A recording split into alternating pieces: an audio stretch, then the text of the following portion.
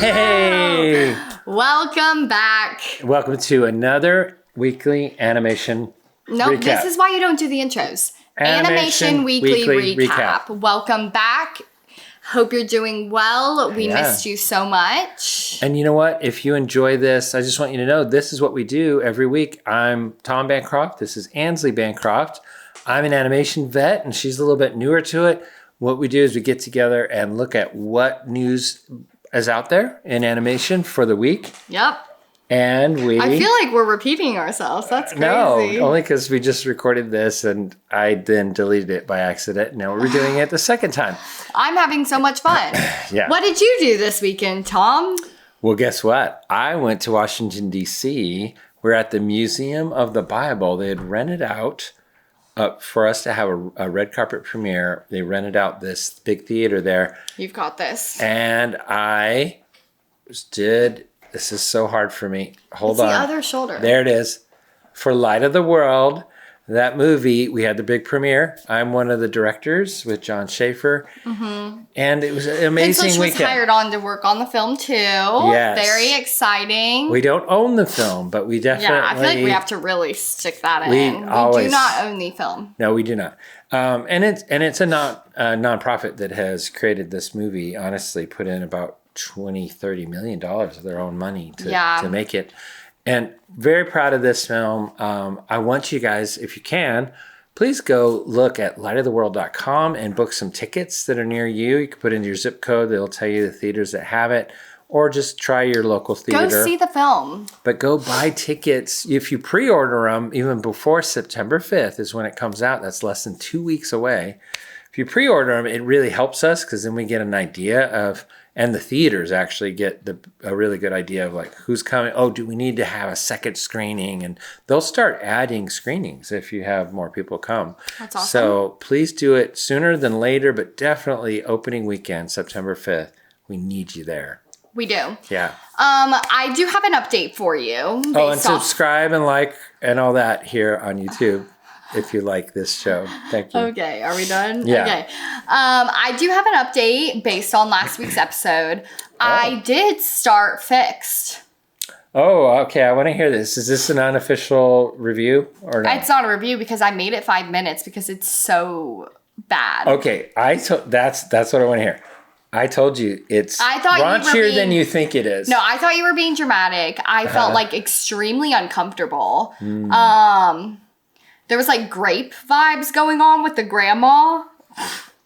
Oh, I see what you're saying. Yes, you can't say the actual word. Yeah. Yes, and I was really freaked out. It was so crude. And I'm like, I can do the cussing, don't care. I can even do like, some like little jokes here and there, but like, no, nothing was held back. It was very uncomfortable. And I thought the storyline would have been really funny, like getting the plot of like Fixed, and like I figured it was gonna be that he's like humping and stuff. So like I thought that would be funny, but there's a fine line, and it just got like so creepy. I made it to where he's like ran outside after the whole grandma scene and is talking to the neighbor. The neighbor dog. The neighbor dog, and she's pretty much like, you've got a problem and like all this stuff, and it just got. It was like I feel like I can handle a lot, and it was too far. Okay, I feel better. I understand rated X. See, I know. If those were humans and all those things were happening and being said, hard X probably. I mean, like... I don't get how it's not. Even if, like, I was expecting, like, a sausage party, which I felt like gets crude, like, sometimes a little weirdly crude. But, like... See, and I couldn't debate that because I haven't seen Sausage Party. Yeah, no, it's nowhere like that. Like, Sausage Party looks like it's PG compared. It's crazy. I also think something about it being animation and that adult is like hard for your brain to like. It's a very cartoony style. It's not like this is it's flow. A kid style. It's like realistic looking animals. And it looks like a child like show or film style. Like, I mean, the animation's really good, which is sad because like I couldn't even watch it. It is. For my animation buddies that are out there that worked on this, not your fault at all.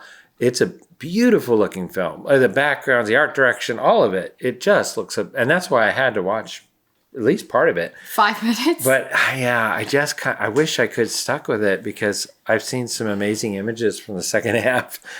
And there comes a point where you kind of want to know. Maybe you can watch it in mute. Yeah. I'm sad. Play some Christian music in the background. Anyways, that was my quick comment, is that like, actually, no, you were right. Yeah. And I don't say that often. Animation looks amazing. Good job to all my 2D friends that worked on it.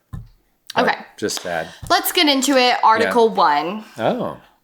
Noggin is making a comeback, and any indie animators stand to benefit. Oh, I want to hear about this. I don't know about this. You didn't? Okay. No. Just over a year after Paramount Global pulled the plug on Noggin, the beloved kids platform is staging an unexpected return, this time as an independent venture with a much wider vision.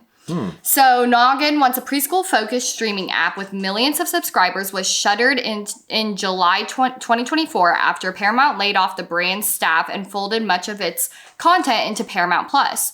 The closure felt like the end of an era, but according to a new report by Kidscreen, Noggin's former leader, Kristen Kane, secured the rights to the brand and is now relaunching it as something entirely new, a hybrid gaming, streaming, and real-world experience designed for today's kids. Smart. So the homepage literally says, like, we're coming back. So, like, they don't have too much information, but they did put out what the 3-phase plan is for growth. Okay. So number 1 is a virtual city of hobbies. Noggin will debut with a virtual city, an updated version of Nogginville, where kids can explore different interests through mini games. Unlike the simple click-and-learn activities of the old Noggin, these games will mimic real-world skills. For example, in a cooking game, kids won't just press a button and watch a cake appear. They'll follow step-by-step recipes, encouraging them to try the hobbies offline. Wow. Option number 2. A new streaming hub. This is a big one for independent content creators. Once the virtual world gains traction, Noggin will expand into streaming again, but with a twist. Instead of relying on big Paramount franchises like Paw Patrol or Dora the Explorer, which stayed on Paramount Plus after Noggin's shutdown, the new Noggin will license shows from digital-first creators who specify in niche interest.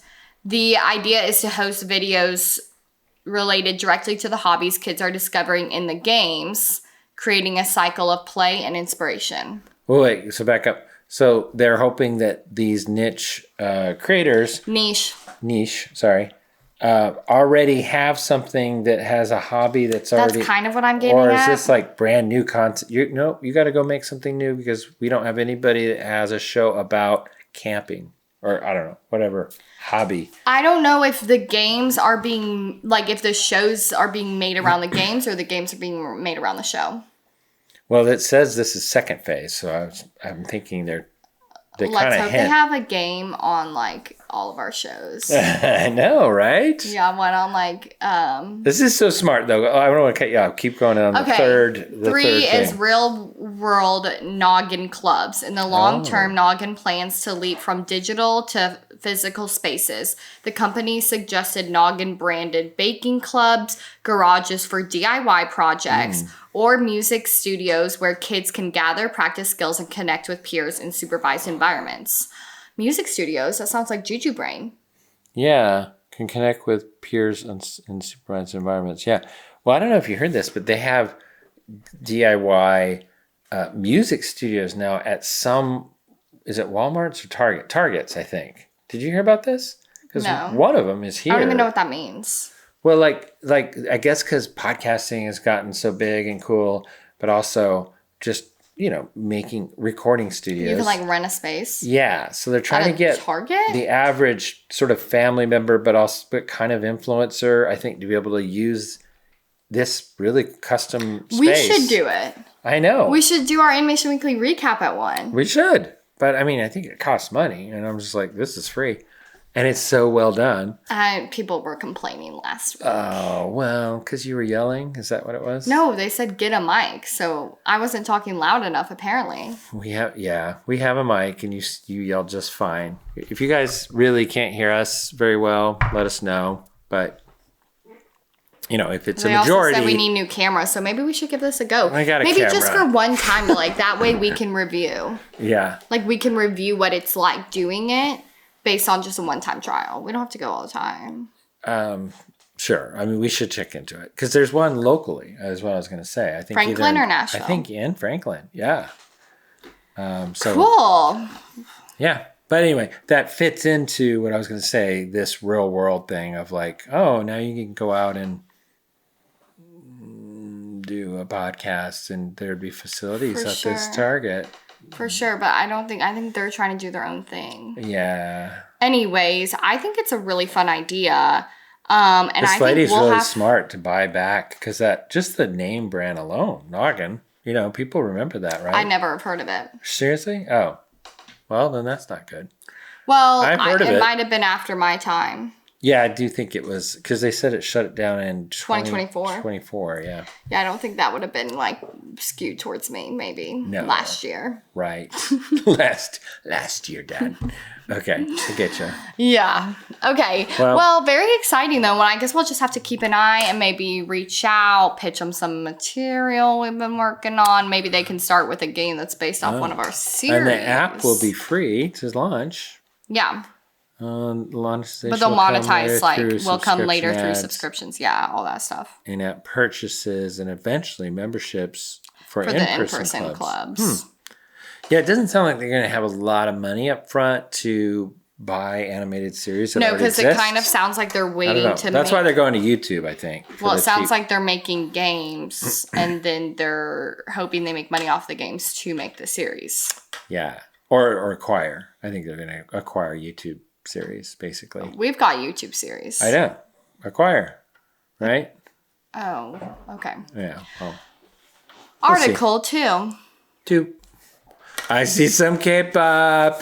Okay, after this, we've got to be done, but there's literally nothing else. I don't think K-pop's done with us as users. I know, we talk so much about it. We've I thought we talked a lot about flow, but we never talked about flow. I'm going to throw one out just that I just heard, which was, I'm probably getting to it. No, it's separate from this, but I did hear that K-pop, they made a deal with Mattel and they're going to be doing dolls now. They also made a ramen deal where they're on the front of the ramen.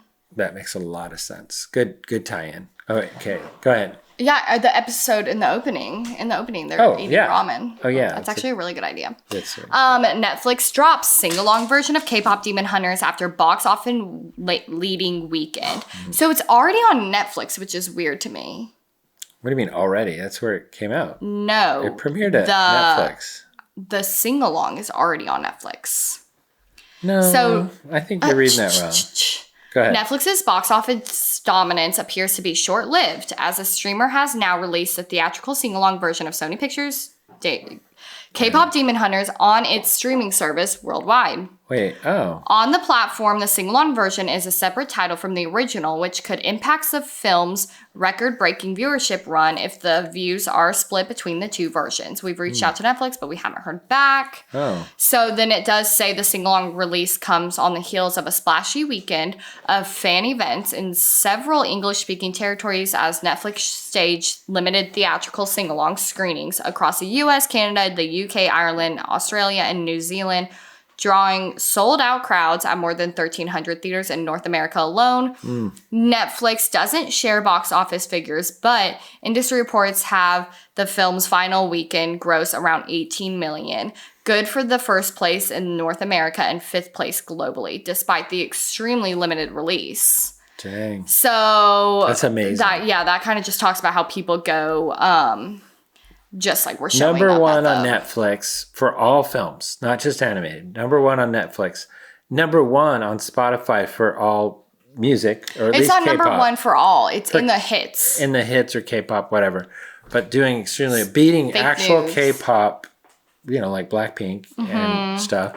And then now number one at the theaters, and they didn't advertise it hardly at all. It just sort of was word of mouth and amazing. Yeah, but I think it's kind of crazy that it's just immediately back on. It's on Netflix. Yeah, that part surprised me. I didn't know that. Wow. And it's on Netflix, and it is true. Why did they put it in under a different name? Because now viewerships are split. Yeah. Between, I know I wouldn't want to go watch. Seems like there had been a way on Netflix to be able to go, okay, it's the same listing. And once you click into it, you can play sort of or play sing-along. The sing-along version, yeah. You would think. Because I'm sure what they're going to do, I'm sure they're in charge of their own viewership numbers, so they're probably just going to mix the two together. Yeah, you're right. Yeah, they can easily do that. They're like, big deal. We'll just throw the numbers together. Yeah, I'm sure. Yeah. We'll throw in some, Friends episodes too. Yeah. I don't know. Friends isn't on. They can do whatever they want. Yeah. Anyways, yeah, it's looking really good for K-pop, and I really don't think it's gonna end. Like, it's just gonna get crazier and crazier. I did see an article, but I don't think it's like necessarily like true. Like it was like one article mentioning it, that the creator, that they've already like teased a sequel. Yeah. Yes, I do know that there's been a lot of teasing about a sequel. I mean, which duh? Like, why are we acting surprised? Right, they gotta do like what? A sequel? Yeah. To something that's made you so much money? Oh, maybe you'll keep the theatrical release out another week or two longer. I mean, I hope they don't, because then they're going to start getting in the way of Light of the World, right? I was so glad we didn't release our film this weekend. I feel like it's probably going to be pulled out quickly because it's already on Netflix. Well, now that makes me think that. I had heard rumor that they were going to extend it because it did so I don't know. well. They could be doing both, but I feel like they would just lose money with it on Netflix and in theaters. It is surprising they brought it into Netflix, the sing-along. That quickly. They gave it, what, one weekend? Well, they said it was only going to be like a 2-day event. So it was. I guess they're sticking by it. Alrighty. Oh, story 3. Story 3 actually came from a recommendation of one of our viewers in last week's episode. Oh, good. Monica. Let me tell you her exact. Thank you, Monica. We need these suggestions. Yes. Yeah, send us stories sometimes. Go for it. Yeah, it came from artist animator Monica, which I think used to have the old artist named Monica that we used to talk about. I think it's the same person. I think she gave herself a new name, huh? I think she renamed. Branding. Good. Anyways, here we go. Disney's Boy Trouble. Studio seeks original IP to win back Gen Z men amid Marvis Lucasfilm struggles. Marvel, sorry. Marvel. I'm struggling reading today. Yes. Cinderella and Sleeping Beauty aren't the only ones looking for a prince. Leadership at Walt Disney Studios has been pressing Hollywood creatives in recent months, multiple sources tell Variety, for movies that will bring young men back to the brand in a meaningful way. Young men is defined here by sources as 13 to 28, aka Gen Z. Gen Z. First, every film studio is looking for better ways to convert young audiences into habitual moviegoers. Numerous studios show that Gen Z men in particular are a lonely, gaming-obsessed group who were hampered in their formative years by COVID-19. Next argument I have with Dustin, I'm going to say that. I'm going to be like, well, you're a lonely, gaming-obsessed group ruined by COVID-19. It's going to be like, wait, what? I think they celebrated COVID-19 and dug deeper into what they already loved. Yeah. Dustin is gaming obsessed, so this is actually correct. That must be horrible. That's what I loved about having 4 daughters. At least these 4 daughters. I know girls play video games, so I want to make that clear. I love Fortnite. Before you guys going, I do love Fortnite. Okay, good. But when they were growing up, they were definitely not into video games. I remember always going up to y'all's room and playing that Frogger. Yeah. What is it? Like a little, I can't remember what it was we like had. A little Switch thingy. It was a little like an Xbox, but it was like an older version, like a kid version. Yeah, Frogger's fun. I did love video games. But that's how behind the times you were. You were just like, oh, it's a little simple bleep, bleep, bleep. No, you had to connect it into the TV. Right. But you weren't going to get obsessed. Yeah. I was obsessed, but you guys only let me have it limited time. Right. Well, for sure. That's the way to go. Anyway. Anyways, not the easiest segment to grasp, but what's surprising producers, writers, and other partners in the larger industry is that Disney has been calling for original concepts to lure the demo back to the movies. So it just kind of goes in to talk about how obviously they haven't had a lot of viewership on Marvel. Does this article bring up Minecraft at all? Because that was the one. Well, I'm not going to lie, it's a long article. Okay. I didn't get that far. Let's assume they touch on that because I think Minecraft did very well. Not everybody, thought it was an amazing movie, but I do think it made a lot of money, and for that reason, it got the young boys who love the video game to watch the movie, and it was funny, I guess. But I don't think that they do talk about it at all. Because that sounds like exactly what Disney wants, is a Minecraft movie. Well, no, they're looking to get people up to 28 years old, and I don't think that was necessarily the Minecraft movies. Oh, we're going to get comments now, because I have a feeling it is. I guess we've already talked about this. Yeah. But, yeah. I mean, I just think make better Marvel and Lucasfilm films. And it does say that the superhero movies are just, like, so not doing well right now, which sucks because that's what we're doing. I know. But ours is better. I don't believe it's the superhero movies. I just believe it's what they're doing with them. Yes, 100%. You can't tell me superhero films have been around from genre, because a bunch don't do too well. You go, especially when they used to do amazing. It's not like, you know what I mean? Like, don't just write off the whole thing. You should just ask yourself why it's doing so bad. Exactly. And I'll tell you why. Will you? They're not making good ones. Let's make some good ones. True dat. Right? True dat. Anyways, I don't really have much else. That was kind of about it, but a lot going on in the business realm of animation right now is what I would say. That stuff matters. I like it too. Yeah. You love that. You love putting on your business hat. It's some of my favorites. His business hat, this guy. Well, because I love talking art direction and all those things, but I already do that on the Bancroft Brothers Animation Podcast. So this is where I get to talk. Are you tagging in your Bancroft Brothers Animation Podcast? It's right here on Pencilish YouTube channel. Every other Wednesday. Pencilish Studios. If they ever actually record it. Oh, what do you mean? You miss so many Wednesdays. It's so all over the place. We missed one. We put out every other week. First off, you do a lot of throwbacks, which don't count. We haven't. Second off,